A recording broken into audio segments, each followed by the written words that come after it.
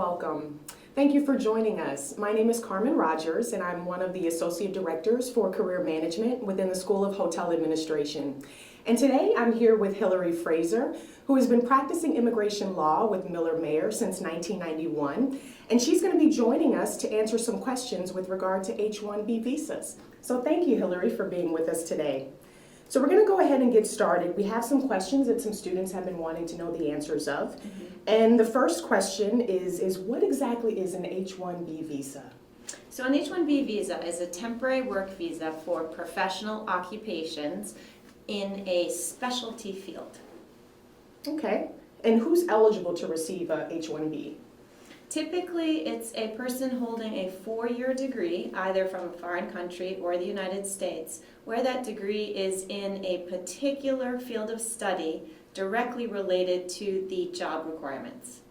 And so is that all of the job requirements, or are there additional requirements that someone would have to have? And then if so, how many? The individual doesn't necessarily need extra requirements. In fact, the degree requirement can be met through experience as well. That's more rare, but a person with a 2-year degree, for example, could have 6 years of experience in that particular field of work and still qualify by adding the 2-year degree together with the 6 years of experience. So the requirements for the foreign national are pretty much stop at the preparation, the undergraduate degree preparation. There are many requirements related to the process and the job. Okay. And then also, what's the required wage? So the required wage is one of the requirements the employer has to pay a required minimum wage to the foreign national. That required H-1B wage is the higher of what the employer actually pays to American workers in the same position at the same work site for the same job, or what the Department of Labor says is the appropriate wage to pay for that position in that location for that job.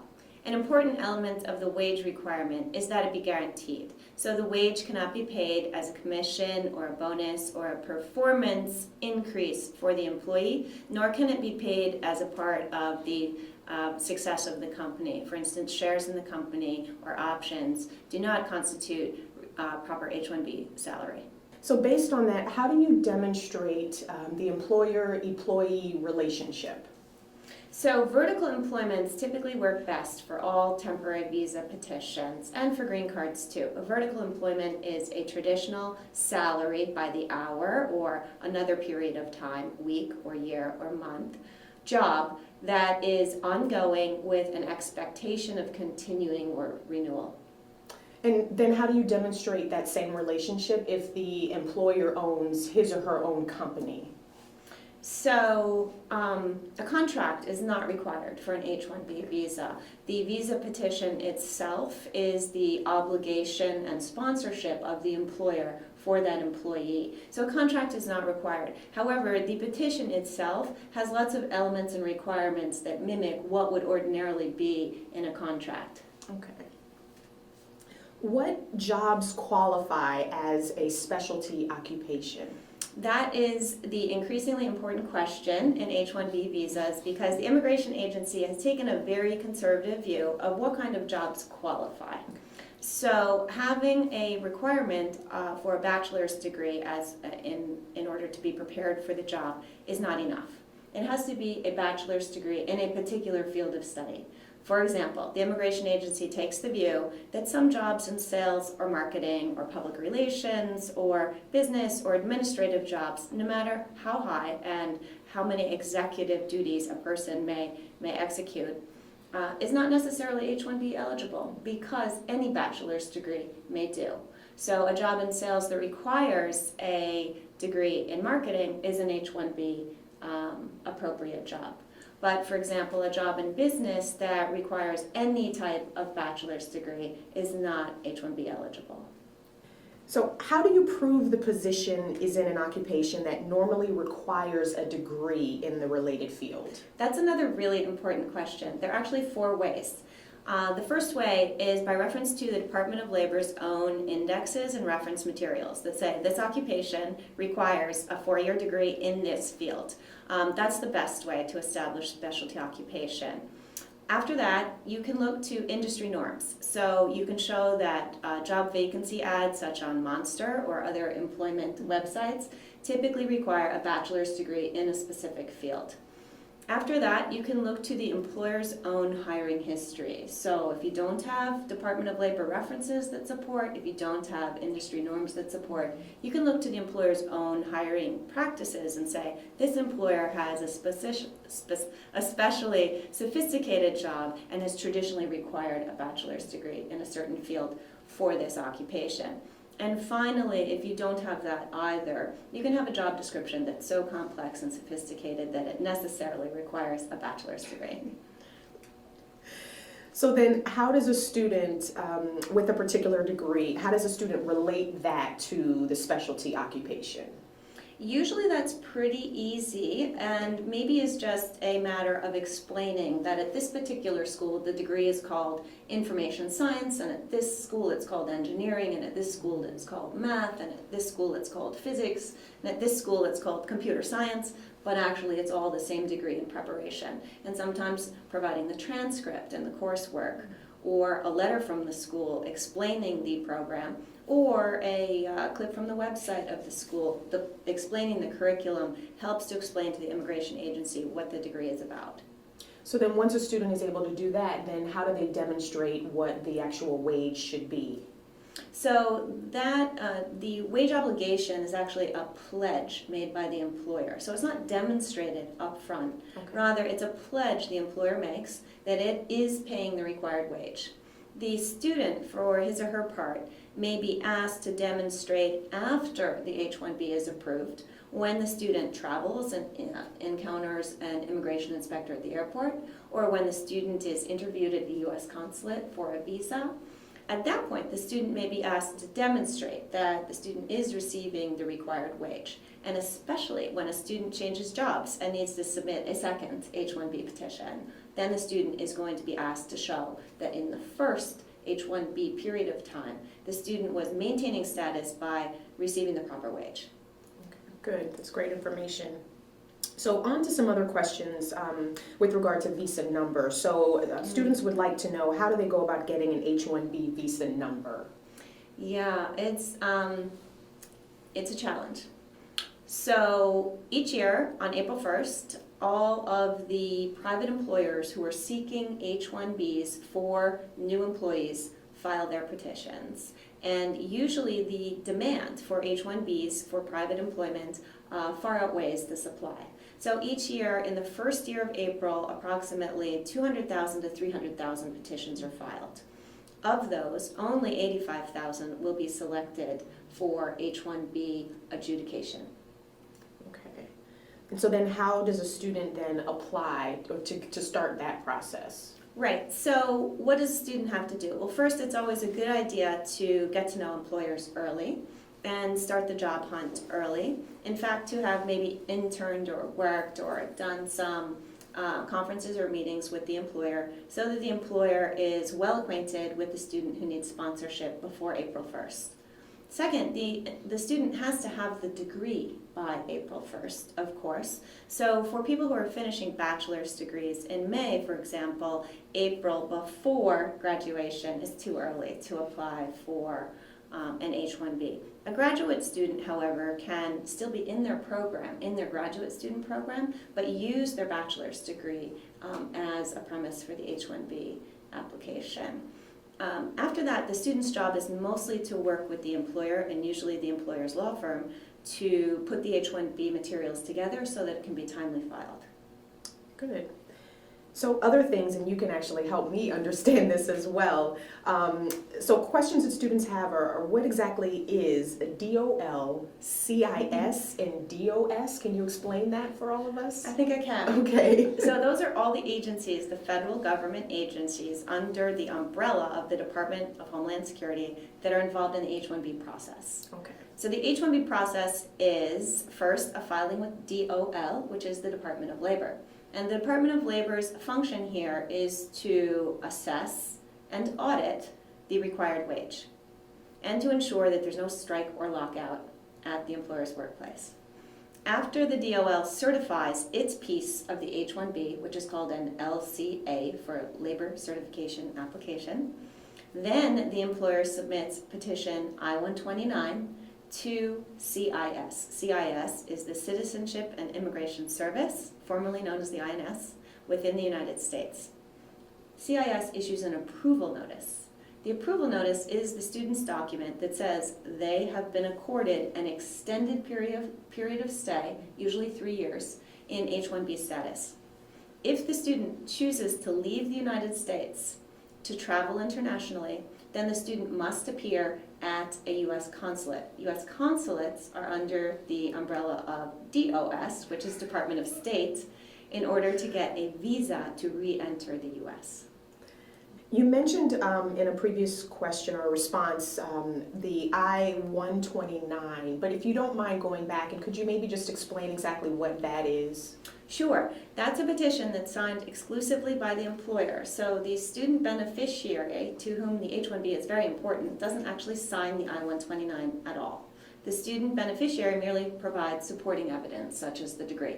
The I-129 is information provided by the employer about the company, the job, that it's profitable, that it's viable, about whether it employs other H-1Bs or L-1s, another type of temporary work visa, whether there are work stoppages or strikes or recent layoffs, and about the occupation, what the requirements of the occupation are. And how does a student find out or prove prevailing versus actual wage?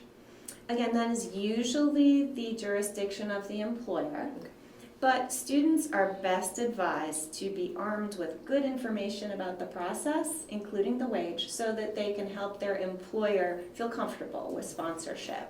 Prevailing wage information is available through the Department of Labor online at a website called FLDC Wages. So a student can simply Google FLDC Wages and input the occupational title and location and come up with a hierarchy of wages for that position in that location.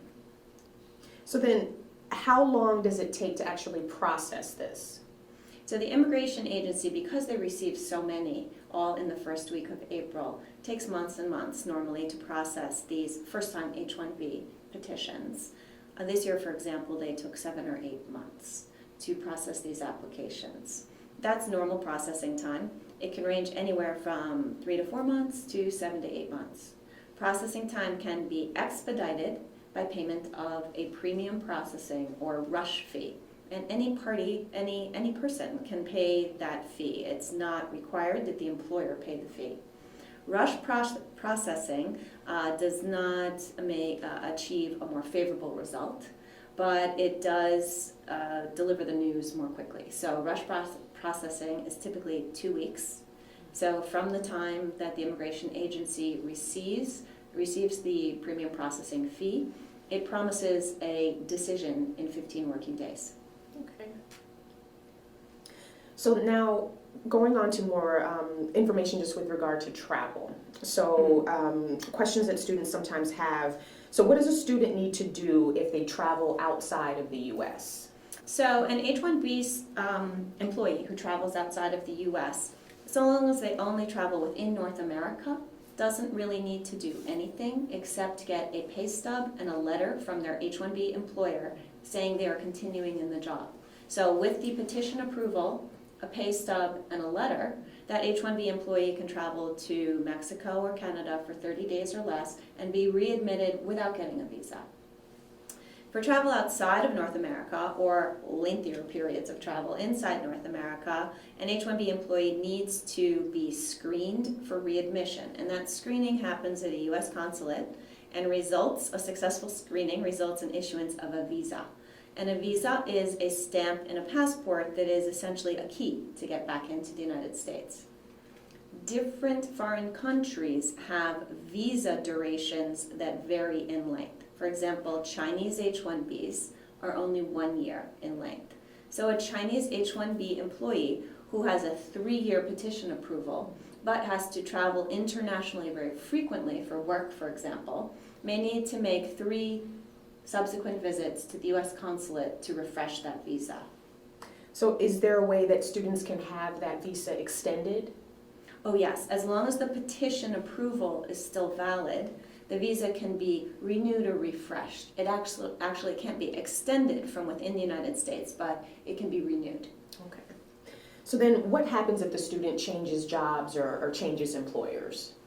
That's fine. Truly the most difficult part of the H1B is the first time H application. It is qualifying for one of those precious 85,000 visas in the first April. Once that first H1B is secured, then changing jobs requires of the new employer to file a whole new petition all over again, but there's no supply limit. That employee has already been counted against the quota and carries with him or her the quota, the H1B quota number for the rest of their H career. The new employer files a new H1B petition, and the employee can start work the day after the second employer files. So that long adjudication period of perhaps 7 or 8 months really is irrelevant on the second go-round because the employee can join the new employer immediately. Now, is there a cost associated with this? There is. H1Bs in general, each transaction can cost between $5,000 and $6,000.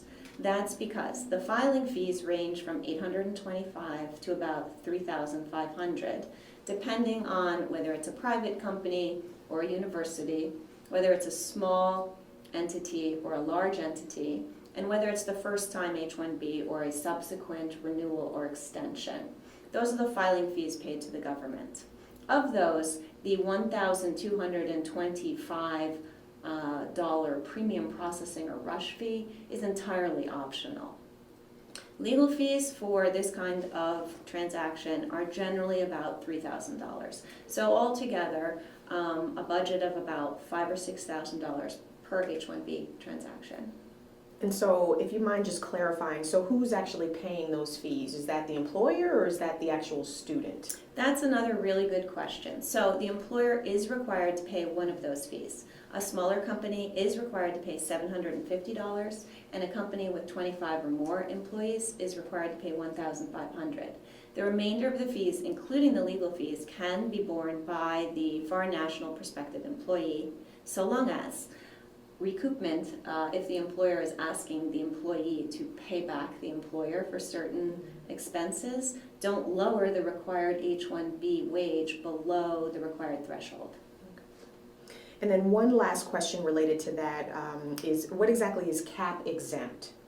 So Cap-Exempt means essentially a university-sponsored H1B job.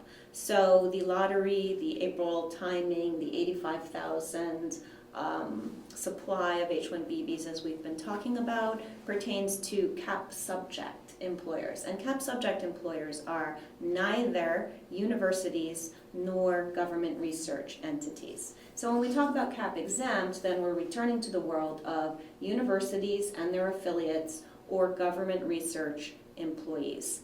And universities is defined rather broadly to include, for example, all the affiliated research institutions, teaching hospitals, some private-public consortiums that exist in a campus environment. Okay. So next question here is, there's something important that happens in October. So the question is, what is important about the October start date? Yeah, good question. So April is the earliest that an employer can seek H1B approval, but if the employer is successful in securing an H1B approval in the April race or lottery, that approval is effective October 1st. So the petitions are all filed the first week in April. They can be approved as early as May if someone has paid the premium fee. They might not be approved until September without the premium fee, but all of them will be effective for the first time on October 1st. And that's because October 1st is the same as January 1st for the federal government. It's the first day of the federal government year. Okay. And I think you mentioned this in one of your responses to a previous question, but the question actually is, what is cap race? And can you just maybe talk a little bit about what that is? Sure. So the cap race started in 2006. Before that, there was a much bigger supply of H1B visas, so private employers could apply anytime during the year. Once the supply shrank, there became what's known as the cap race, or the lottery, which was a large number of employers competing to get that very precious small supply of H1Bs. Therefore, employers, again, file as early as possible. They file on April 1st, which is the earliest date they can file. And they all tend to file at once, knowing that the supply will be exhausted quickly. In some years, the entire annual supply of H-1B visas has been exhausted in a couple of hours or one day. Now the immigration agency has what's called the lottery, which all that means is they will accept applications for a full 5 business days, so that mail interruptions, FedEx interruptions, weather interruptions don't prejudice any filers. They keep the filing window open for 5 days, and usually they receive 200,000 to 300,000 petitions. And then without opening the petitions, they randomly select a certain number of them. And those are selected for adjudication. So just being selected doesn't mean you're going to be approved for an H-1B. Approval rates are fairly high, perhaps 85 to 99%, but being selected means you get a receipt for your petition and you know it's been selected for adjudication. Okay. And you said exactly how long this entire process is. How long does it take? Well, beneficiaries will start to know whether or not they've been selected in the lottery, whether or not they have a receipt for an H-1B about May 1st to June 1st. Okay. The next question here is there self-sponsorship? No, Okay. there is not. A foreign national who seeks an H-1B cannot sponsor him or herself. An entity that is partially owned by a foreign national can sponsor that foreign national as an employee, so long as there's disclosure of that fact and the foreign national beneficiary of the H-1B petition is not a controlling owner of the company. And can a student make more than $65,000 a year? Oh, yes. Okay. Yes. Other questions related to salary. What's the impact of having a master's degree or some other higher degree? Having a U.S. master's degree from a public or not-for-profit school, not a for-profit school, is very beneficial because it improves one's chances of securing an H-1B. So there are actually 2 lotteries that happen concurrently. The first lottery is 20,000 H-1Bs are set aside for applicants who hold U.S. master's degrees. Usually about 60,000, 70,000 applications go into that pool, and they are first randomly selected. Those not selected are then put into the bachelor's degree pool. So having a U.S. master's degree gives a person 2 chances at the H-1B lottery. Are there any other H-1B cap exemptions? Functionally, there are. So we mentioned that universities and their not-for-profit affiliates and government research institutions as employers are cap exempt. However, there are 3 kinds of cap exemptions that are functional.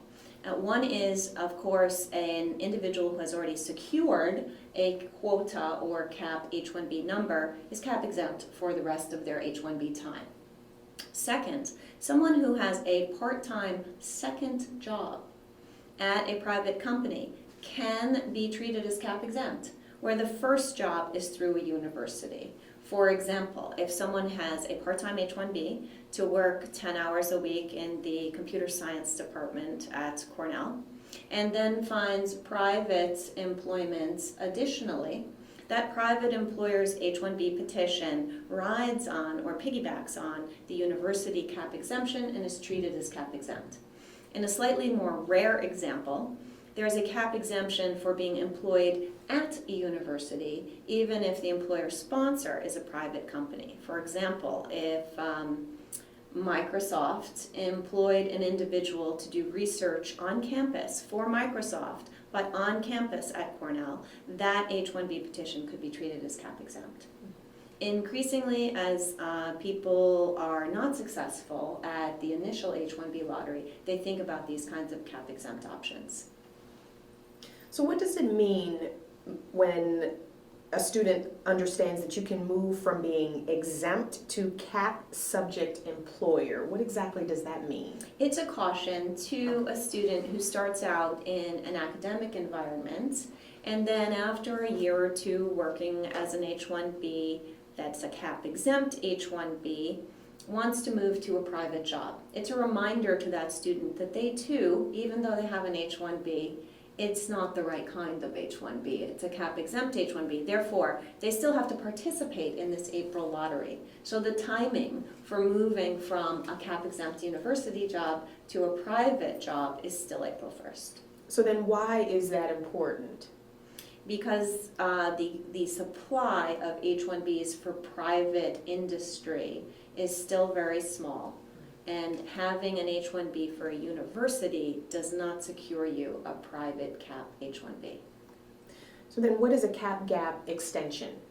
So that's an important policy memo put out by the immigration agency that it provides a benefit to graduating students. So graduating students get work permits.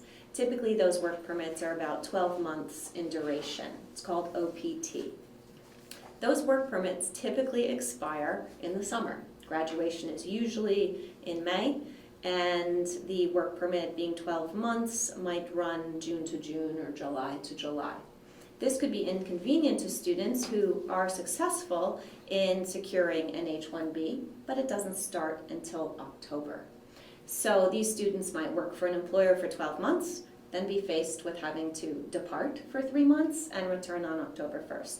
To solve this problem, the immigration agency has a policy called Cap-Gap that says if on April 1st a student's work permit is valid, they're still within their OPT, and an H1B petition is submitted in the CAP lottery, and it is selected, it is receipted, and ultimately approved, then that individual's work permit is extended by matter of law until September 30th, so that they can continue their employment without interruption. And so during this time period, can a student travel? It's actually not a good idea at present. Under current rules, it's not a good idea, and here's why. First, if there's a change of status petition pending, so from F student to H1B is a change of status. If that petition has not been approved yet, so say between April 1st and July 1st or even later, that petition is still pending, departing from the United States cancels the change of status request. That will mean effectively the student loses cap-gap protection. So cap-gap protection, that extension of work authorization, is only valid so long as the student remains in the United States and continues to work. Second, if the petition is approved, say a student has paid the premium processing fee, and they know that they are going to get an H1B visa effective October 1st, well, maybe under some conditions they might be able to travel and be readmitted as an F because they have a visa, a work permit, their I-20 is valid, and they have a job with a letter. However, F students require an intent to return home to their country at the end of their OPT, which is almost over. So they're asking to be admitted at the very end of their OPT back to the United States and having already established that they intend to stay and work on an H1B. So it's really not a great idea to travel during the summer in that transition between F and H. What is ITAR, Export Control Attestation? ITAR is a question that every employer has to answer on the H1B petition, although it pertains to very few jobs and people. ITAR is an export license required when a sensitive technology is disclosed to a country or a national of a country that the United States has security concerns with. So ITAR is a new piece of the H1B, and we've only seen it be relevant in a handful of cases, such as PhDs in chemistry who are perhaps going to work for a government contracting kind of company might have an ITAR license requirement. Most H-1Bs do not. What kind of H-1B enforcement exists? H-1Bs are very topical in the U.S. and are focused on very seriously by Congress, so there is a substantial amount of enforcement of H-1B compliance, and that happens through worksite visits to the employer's place of work, asking to interview the H-1B employee. And the inspector may come from the Department of Labor, or from the Government Accounting Office, or from DHS, or the Immigration agency, and they ask the H-1B employee questions about what work they're doing, what their salary is, and whether they are complying with the terms of the H-1B petition. Now, how does a student improve his or her chances of securing an H-1B in the April lottery? Yeah, that's a really important thing for students to focus on. So one is plan ahead, prepare. Attend all of the job and career counseling forums you can, go to job fairs, get to know employers. Perhaps you want to consider curricular practical training or a summer job or an internship, and be realistic about the visa options that exist in the United States and your own skills and education. So for example, if you are a hospitality manager, you probably don't want to be looking at jobs teaching at a private school. That's not going to make your visa petitions very successful. What about alternatives and backup plans? What other things should students be concerned about? Students should definitely have alternatives and backup plans and take a long-range view of the April lottery. Most students will have more than one chance at the April H-1B lottery because their OPT may be extended. They may go back to school and get a second round of OPT. They may have the STEM extension that would allow them 2 or 3 chances at the April lottery. If at the end of the day a private company H-1B is still not a successful option for the student, there are other options. There are treaty investor visas called E2s, where a student can invest in his or her own company in the United States and gain a visa. Taking the U.S. degree overseas and working in the home country for a 12-month period as an executive or manager, and then being transferred back into the U.S. affiliated branch is a very good visa option known as an L1. There are also O1 visas for people with special portfolios or resumes that show achievements in the field. So if a student does get an H-1B and wants to go back to an F1, is that a future option for them? It is, and it's increasingly common that undergraduate students may join the work world for a couple of years and then return to school and want their F1 status back. It's good to remember that F1 visa status requires an intent to return to the home country, and having worked for many years in the United States may defeat that intention, may defeat that showing, unless the student can show that the particular degree they're pursuing really provides great career options in the home country. Maybe they work at home for the summer leading up to that graduate degree start date. But it is very possible to return to F1 status after having H-1B. And so we have one last question with regard to H-1B, and it's probably the question that students really want to know the most. Do you need a lawyer throughout this process? I think it's always a good idea for a student to get a consultation on the student's own options and alternatives and concerns, because a student should remember that the H-1B is filed by the petitioner, and a law firm who is generally involved is really the employer's lawyer. Some companies are generous about sharing that lawyer representative with the student and providing some guidance to the student, but some bigger corporations with more restrictive policies will not talk to the student, will only advise the employer. So I think a consultation is a good idea. A student who's joining a smaller company that perhaps hasn't done an H-1B filing before or doesn't have a standing law firm to advise the employer should also definitely advise the employer to secure a law firm. This is not the kind of petition that a company wants to undertake on its own. And that's great information. That's the last question that I have. I certainly want to thank you for taking time out of your day to help us to better understand the H1B visas. Thank you very much, Hillary. We really appreciate all of your time.